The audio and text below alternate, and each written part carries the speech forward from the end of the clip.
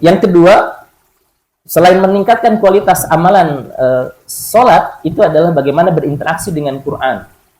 Hadirin, jadikan Ramadan ini adalah momentum untuk bisa menghatamkan Quran. Jadi silahkan, ya, di sini mungkin ada unsur direkturnya, ada ownernya, silahkan bentangkan. Siapa misalnya karyawan dan stafnya yang hatam Quran minimal 3 kali, misalnya nanti ada hadiah khusus. Insya Allah, kalau di sini ada yang hatam minimal 5 kali, nanti ada hadiah khusus dari saya pribadi. Ya, silakan. Nanti mungkin bisa langsung nanya ke Farli. Ya, ini terbuka buat siapapun yang di sini yang bisa hatam minimal 5 kali, insya Allah ada hadiah khusus dari saya. Nanti boleh pada Idul Fitri saya siapkan insya Allah. Hadirin, bagaimana berinteraksi dengan Quran? Maka berinteraksi dengan Quran ini ada gini, ahlul Quran wa ahlullahi wa khassatuh, kata Nabi. Ahlul Quran itu adalah keluarganya Allah di muka bumi. Maka Allah yang akan menjaga dari setiap kehidupan dan hajat orang-orang yang menjadikan kategori ahlul Quran ini. Pertanyaannya, siapakah ahlul Quran itu? Satu, ada kategori qori. Qori itu adalah kategori orang yang membaca Quran. Just dia hanya baca Quran. Dari mulai Al-Fatihah sampai Anas dia baca. Dia tidak baca terjemahnya, dia tidak baca pemahaman tafsirnya, dia hanya baca saja. Dan dia hanya meniatkan karena Allah untuk mencintai dengan cara membaca Quran. Maka hadirin, kalau baca Quran di luar bulan Ramadan, alif lam mim, alif 10, lam 10, mim 10, maka di Ramadan pengalinya satu huruf itu 70, 700, bahkan hari berikutnya ketika berjarak 500 tahun jaraknya pahala. Berarti orang yang berinteraksi dengan Quran ini, Masya Allah. Kategori pertamanya adalah kategori qori, artinya orang yang membaca saja. Yang kedua ada kategori tilawah.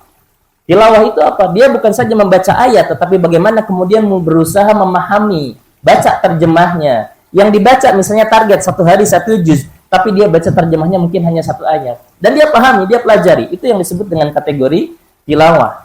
Ya, dari tala yatslu tilawatan.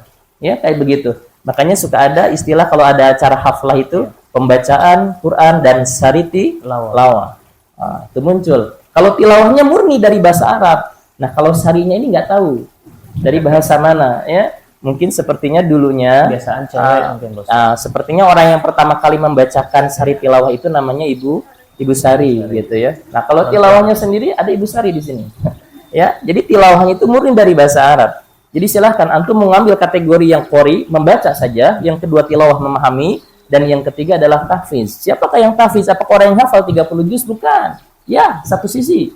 Orang yang hafal Quran 30 juz itu satu sisi, tetapi yang disebut kategori tahfiz itu, dia adalah orang yang bergerak mengamalkan ayat. Pertanyaannya hadirin, coba. Dari bentangan 6.636 ayat, sudah berapa ayat yang kita amalkan dalam kehidupan kita? Sekarang sinkronkan dengan kehidupan kita saat ini. Kalau kira-kira kita banyak masalah dengan kenikmatan, atau banyak bahagia dengan banyak masalahnya, berarti kalau banyak masalah dalam hidup kita, sudah berapa banyak ayat yang tidak pernah kita amalkan dalam kehidupan kita sehari-hari. Ramadan memanggil kita untuk kembali bisa mendekatkan diri kita dengan Quran, berinteraksi dengan Quran. Silahkan, target berapa juz? 30 juz ya, minimal 30 juz 1 bulan ini. Insya Allah. Kalau ada yang lebih, tadi dari saya insya Allah 5 kali hatam minimal, ada hadiah khusus insya Allah.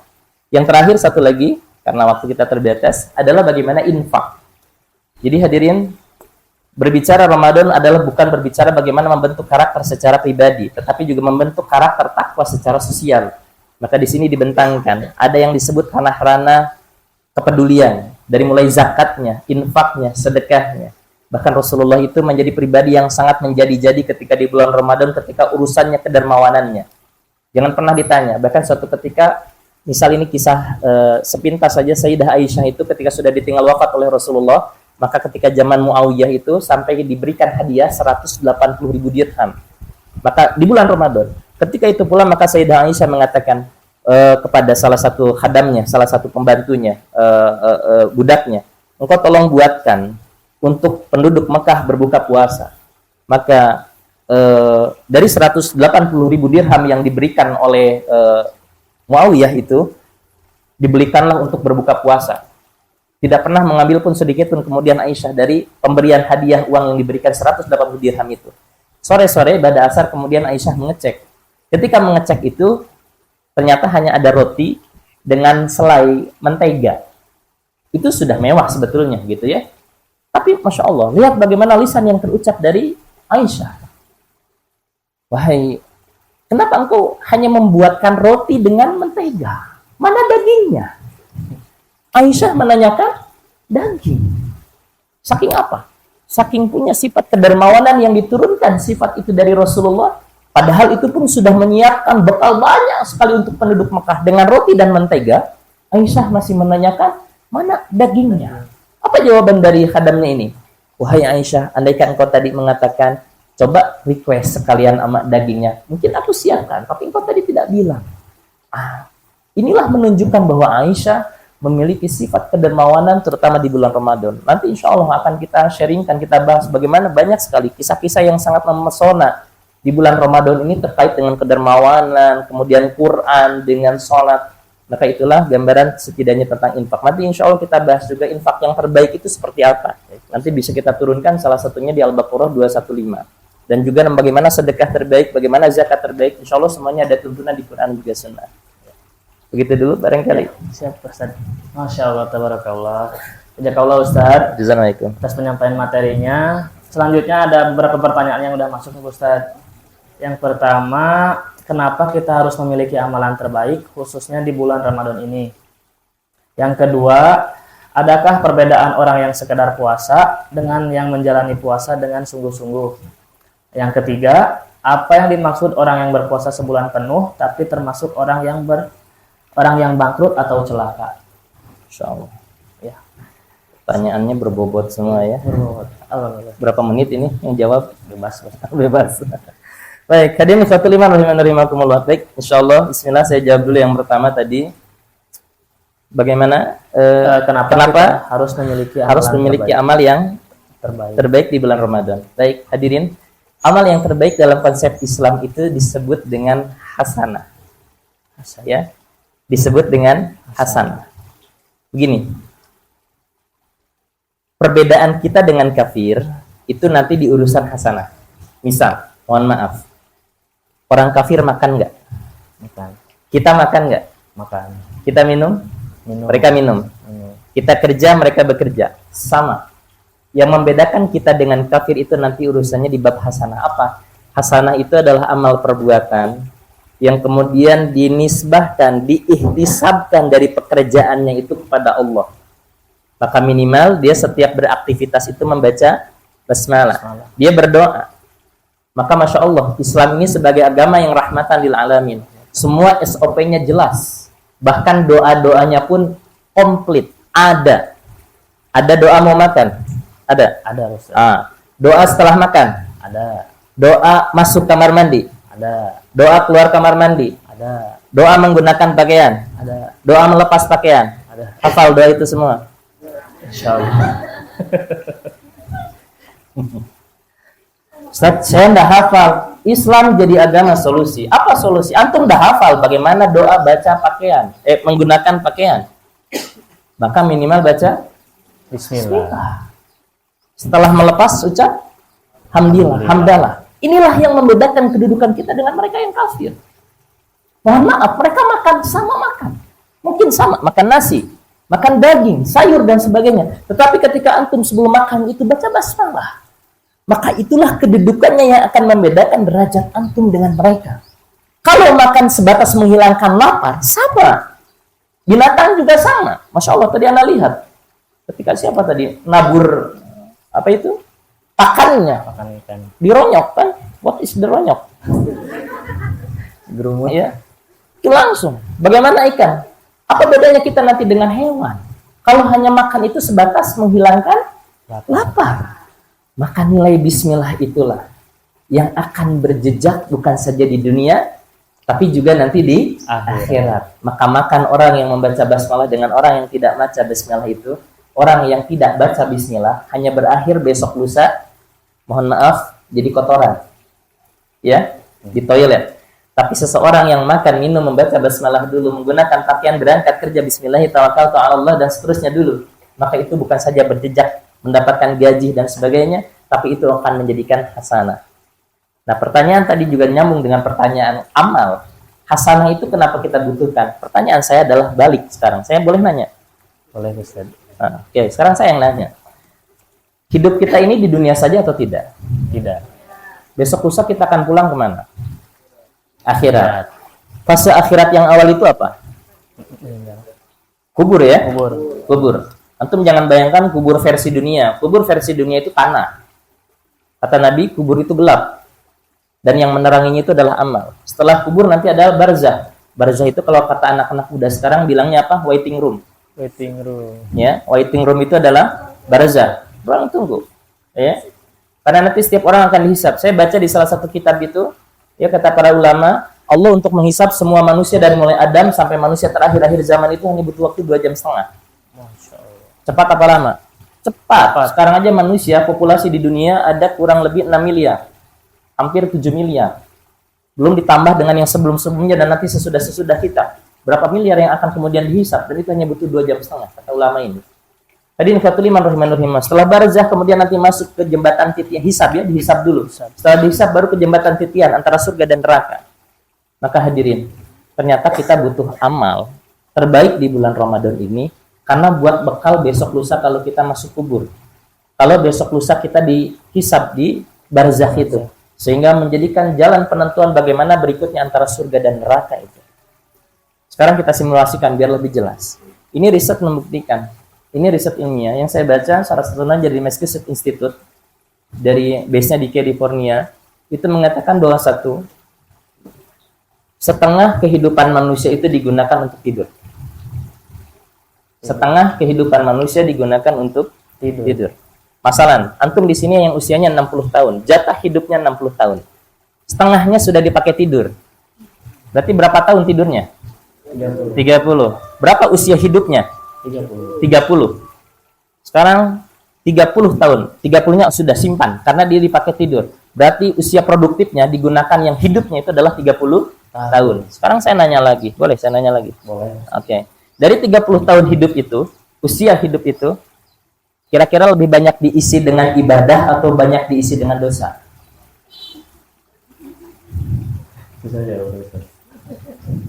Kira-kira hadirin. Lebih banyak dosa atau ibadah? Dosa. Biar nggak terlalu pesimis kita bagi dua lagi ya.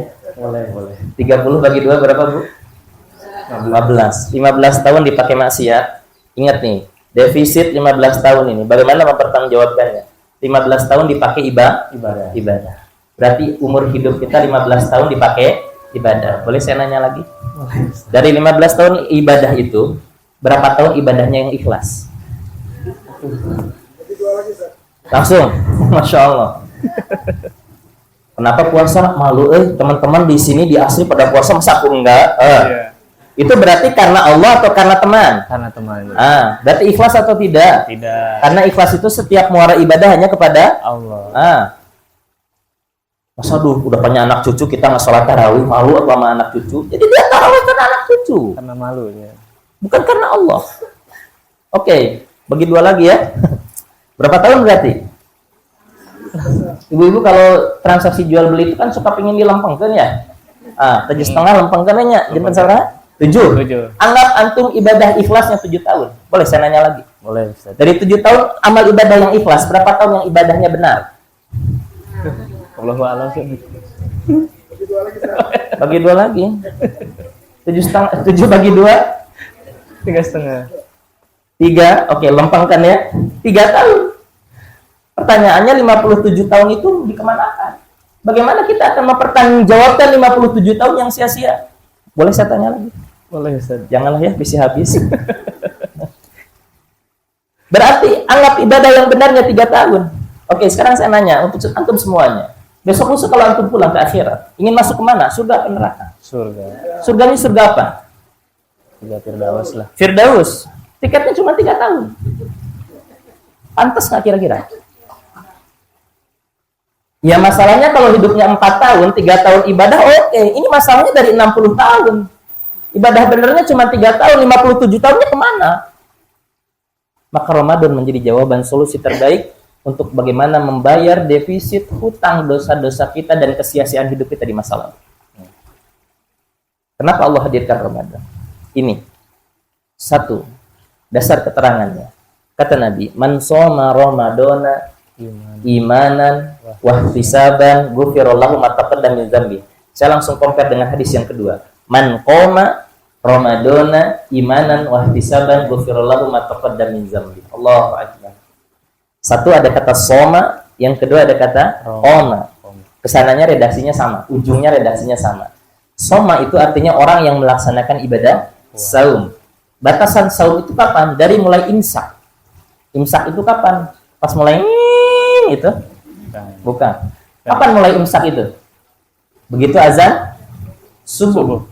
Ya. Jadi kalau sudah azan subuh itu imsak, artinya disitulah mulai berhenti dari aktivitas makan dan minum. Sampai kapan boleh kita batal? Azan maghrib. Itu batasan puasa. Berarti orang yang berpuasa dari mulai imsak sampai maghrib nanti itu, maka setiap jam, menit, detiknya menjadi sebab digugurkan dosa-dosanya. Sampai sore saja Ustaz, sampai maghrib saja. Loh, tadi yang kedua, man qoma, siapa yang menghidupkan malam-malam di bulan Ramadan. Salah satunya dengan tarawih, baca Quran, termasuk aktivitas sahur. Aktivitas sahur itu kan malam. Maka itu akan dibentangkan dosa-dosa, dihapuskan dosa-dosanya dari mulai malam sampai subuh, berarti 24 jam. Setiap jam, menit, detik di bulan Ramadan adalah sebab digugurkan dosa. Kira-kira menghapus dosa yang 15 tahun kebayar nggak dengan amalan-amalan ini? Sudah mulai kebayar kan? Kebayang kan? Sudah mulai kebayar. Saya perkuat lagi hadirin. Kemudian, bukankah di bulan Ramadan ini semua amal meningkat? Iya kan? Bahkan antum pernah nggak pergi ke masjid di rumah sekitar? Di mana tinggal? Di Subang. Subang. Begitu assalamualaikum. Pak kemana wae? Kenapa? Sering nggak pernah ketemu di masjid. Ada kan di bulan Ramadan tuh nggak pernah ke masjid, tapi di bulan Ramadan ada di masjid. Bahkan ada orang yang niat sedekah di bulan Ramadan tuh ujug-ujug sedekah. Bahkan saking dianggapnya Quran itu keramat, ya disimpan di atas lemari. Begitu masuk Ramadan itu baru dibaca pas bulan Ramadan. Meningkat amal. Kenapa kita perlu meningkat amal tadi? Orang yang baca Quran di bulan Ramadan masalah bukan dibalas dengan 10 per hurufnya, tetapi minimal 70 dan seterusnya. Sementara dalam satu Quran itu kurang lebih ada sekitar 3 juta huruf. Kalau kemudian antum menghatamkan Quran sepanjang Ramadan ini, berarti peningkatan amal ini Masya Allah. Terus nanti di 10 hari terakhir itu ada malam apa? Malam Lailatul Qadar. Malam Lailatul Qadar atau malam Al-Qadar? Lailatul artinya malam. Malam artinya dalam bahasa Arab Lail. Jadi kan boros ya. Dikit itu sering boros. Malam Lailatul Qadar ya. Jadi bisa kita cukup ucapkan malam Al-Qadar atau Lailatul Qadar. Baik. Inna anzalnahu fi lailatul qadr. Wa ma adraka ma lailatul qadr. Lailatul Qadri khairun min alfi syahr. Allahu Akbar. Orang yang mendapatkan keutamaan malam Al-Qadar lebih utama daripada 1000 bulan. Kalau dikonversikan ke dalam tahun berarti sama dengan kurang lebih 85 tahun. Kang Taufik mendapatkan keutamaan Al-Qadar, baca Quran, Nun, surah Al-Qalam. Maka sama dengan membaca kata Nun sepanjang 85 tahun gak henti-henti. Masya Allah. Pernah baca Quran gak henti-henti? Enggak sih. Sekarang aja kita gak baca Quran. Makanya kenapa di taklim itu Quran harus senantiasa dihadirkan, supaya kita tidak pernah terputus dalam hidup kita koneksinya dengan Quran. Itu dia. Ya.